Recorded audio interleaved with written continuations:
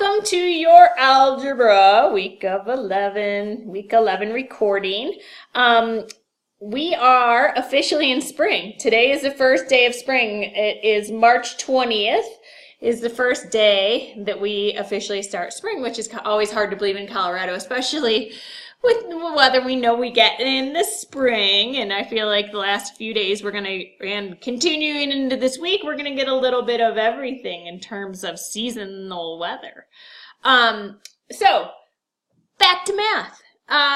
This week, we are gonna start with a warm-up question that has to do with frequency tables.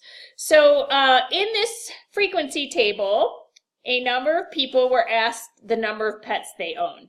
And we recorded the data in a frequency table. So remember, the frequency is not our set of data. The frequency is the number of times a person said that they have, or the number of people, I should say, that in this case, they have the number of pets. So the frequency, again, is not our list of data.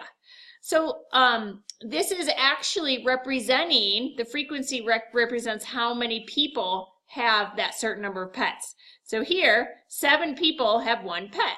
Here, 2 people have 0 pets. So you can use the frequency to make a list of the actual data set.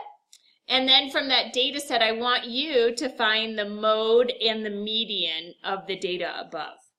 So I want you to try this in your math notebook first, and I chose this question because I did see a lot of people last week kind of struggled with the idea of frequency from a frequency table and what is actually being represented. So I did want to make sure that everybody understands this concept. You're going to see it again. You're taking the Unit 7 test this week, so make sure you understand this. Make sure you're putting in some time with this warm-up question. So I do want you to click pause and try it on your own first, and then when you're ready to check your work with mine, click play. So let's make a list of the actual data. Let's make a list of the data. Let's pull it from the table.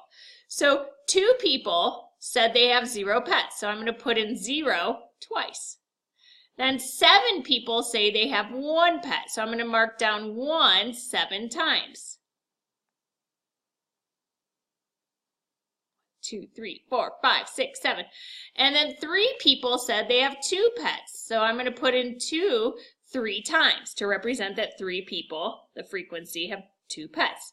1 person has 3 pets and 2 people have 4 pets. So to find the mode, it's just the most often used number, right? So it's the mode, the number that occurs most often is the mode. And looking down at my frequency, I can see that 7 is the greatest number. So the frequency 1 occurs 7 times. So that means that 1 is going to be our mode. So our mode would equal 1. The number 1 we see most frequent. 7 people had 1 pet. So that's our mode. Then median, remember, is that middle number. So once we have our numbers listed, we can start crossing out 1 at a time. I go 1 at the beginning and 1 at the end. And I work my way into the middle so that I can find the middle number. Because that's what the median is the middle number. And it looks like my median is also 1. So what we don't want to use is our frequency numbers. We don't want to cross out these and go to the middle number because a frequency is not our data. The frequency tells us how often our values occur so that we can create our data set. So if you have any questions, further questions about that, let me know. But again, this is an important concept, so make sure you watch that completely and understand that, and let me know if you have any questions about that. So this week and today you're going to learn about mostly two-way tables is what we're going to focus on in this recording today because of time's sake. And then on your own this week, you're going to learn about analyzing bivariate data. Remember, we learned about bivariate data. It means 2 different variables. Like you could look at ice cream sales and the outside temperature. So look to see if there is a relationship between your daily ice cream sales and the temperature outside. Another example of bivariate data is like the hours you spend studying on a test and your test score and test scores. So two different sets of data is bivariate data. And you're going to take a look at bivariate data this week and creating lines of best fit and seeing if you can determine if bivariate data is in fact related or not. And then you're going to take the Unit 7 test. Also, some exciting news next week. So next week is spring break. So from the 26th to the 30th is spring break. So what's pretty cool is that Schoology is still available for you to work in over spring break. So if you're behind, I really suggest taking advantage of working in spring break, because when we come back after spring break, we only have about 8 weeks, maybe a little less than 8 weeks left in school, and it's gonna go fast. So now is a great time if you're behind to get caught up so that you can finish the school year strong. Just a heads up that I am not available over break, so if you send me an email and I don't respond, that's why. I'm going to enjoy my spring break as well. All right, so let's look at two-way tables. So two-way tables will deal with two variables, just bivariate data. So we're going to continue on with that idea of bivariate data with two variables. So we can take bivariate data, remember we can put it into a scatter plot. That's one way of looking at bivariate data. Another way of looking at bivariate data is by creating a two-way table. So there's an example of a two-way table below, and look at our bivariate data. So we're looking at our sports cars, types of sport cars, and whether females or males own them. So two-way tables examine the relationship between two categorical variables. So two-way frequency tables are especially important because they are often used to analyze survey data. So if you're doing a survey and you want to analyze and see if there's any trends occurring and you've got two sets of variables, you can use a two-way table. So here's an example of one. A survey asked if you could have a new vehicle, whether it's an SUV or a sports car, would you want a sports utility vehicle or a sports car? So now we're asking people this, so we know people are either males or females, and we get the results here. So right away you can look for trends. You can see that more males would prefer a sports car. Females overall in this survey would prefer an SUV. So just look for different types of trends.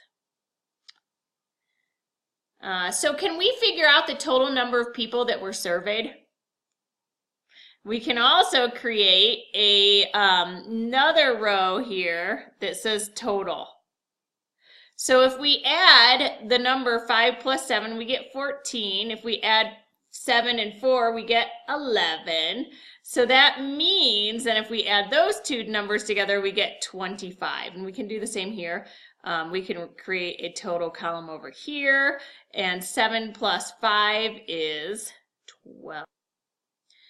And then 13. So if we add our columns together, we should get the total. And if we add our rows together, we should get the grand total. So this means a total of 25 people in all were surveyed. So pretty cool how your total, if you add the totals across, you get your total. And if you add the totals down, you also get that total. So something to keep in mind is to figure out how you can determine the total number of people surveyed. So I'm going to go on to the next slide, and we're going to look at some different pieces of information from two-way tables, some different types of frequencies. So joint relative frequency, joint relative frequencies. These are the values in each category. So it's this part of our table right here. These are our joint frequencies. And to find the joint relative frequencies, what we do is we take the value in each category and divide it by the total number of values, or like the total people surveyed. So we already found those totals, so let's put those back in. So the total number of males surveyed is 5 plus 7, which would be 12. The total number of females surveyed was 9 plus 4 is 13. And then if we add 12 plus 13, we get the total number of people surveyed. And then if we wanted to find the total number of people who chose SUVs, adding 5 plus 9 would give us 14. The total number of people who chose sports cars, 7 males plus the 11 females who chose it, is a total of 11. If we add those, 14 plus 11, we get that total number of people surveyed, which was 25. So to get the joint relative frequency, we're going to take each value in each category. So here, 5 males chose SUVs and divide it by the total number, which is 25. So take 5 and divide it by 25, and we get 0.2, which as a percentage, move our decimal 2 places to the right, it's 20%. So that is the joint relative frequency, and we can keep doing that for all of our entries to find the joint relative frequencies. So we could take 9 divided by 25 to find the percent of females that chose SUVs. So what is the percentage of females who chose SUVs? Take that number 5 and divide it by the total number, right? Because a percentage is part of a whole. So we're going from a decimal or a fraction to a decimal, and then we move our decimal 2 places to the right to get our percentage. And we can keep going. I'm going to do the rest. And if you want to click pause and try to find the rest on your own now too, that's a great way to make sure you understand how to do this. So I did the last 2 there. So now looking at marginal relative frequencies. So marginals are the total columns. Like when we're looking at our totals here, this is dealing with the marginal relative frequencies. And if we want to find the relative frequencies, the marginal relative frequencies, we're just going to add the joint relative frequencies in each column and row. So we're just going to add our frequencies. We can add the decimals or we can add the percentages. It really doesn't matter. I can do this in a different color. So if we were to add 0.2 plus 0.36, we get 0.65, which we know is the same as 56%. Same here, add 0.28 plus 0.16 if we want to find the marginal frequency of sports cars. And when I add these together, so let's do that, 0.28 plus 0.16, I get 0.44, which is equal to 44%. And if we add these together, we should always get a total of 100% or 1 if we do it right. And we can keep going here, add 0.2 plus 0.48, or 28 is 48, I get working a little quick here, 0.36 plus 0.16, we're finding the marginal frequency of females, 0.52 equals 52%, add those together and I get that 100% there. So that's how we find joint relative frequencies and marginal relative frequencies. Marginal frequencies deal with our totals, while joint frequencies deal with the, if you want to think of it like the meat of your table. So once we find all this information, now you know how to do it, let's answer some questions. And it says, what percent of survey takers were males? What percent of survey takers were male?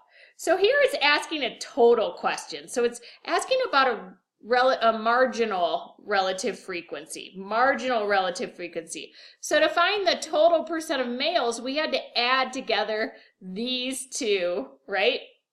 Entries right here, the 7 and the 5, which we converted into joint relative frequencies, and we found that 48% were males. Next question, if the person is male, what is the probability that they will choose an SUV? So we've got to look in the male categories and that they will choose an SUV. So right here, so 20%, there's a 20% chance. If the person chooses a sports car, so now we're looking at the sports car column, what is the probability that they are female?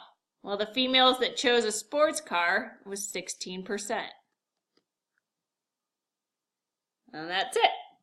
So you're going to look at doing that this week. I'm going to go into the next slide. We're going to look at another two-way table. If you need more time here, go ahead and click pause. And that's it. So let me put up your key phrase assignment. So a lot of what we focused on today was two-way tables. And we learned that two-way tables are a great way to organize and analyze information from a survey. So in this survey, we asked a group of people, males and females, if they drink tea or coffee. If they drink tea or coffee. So my question to you is, looking at this table, can you tell me how many people were surveyed in all? The total number of people surveyed, and that's it. So have a great rest of your week, and if you need any help with anything, let me know.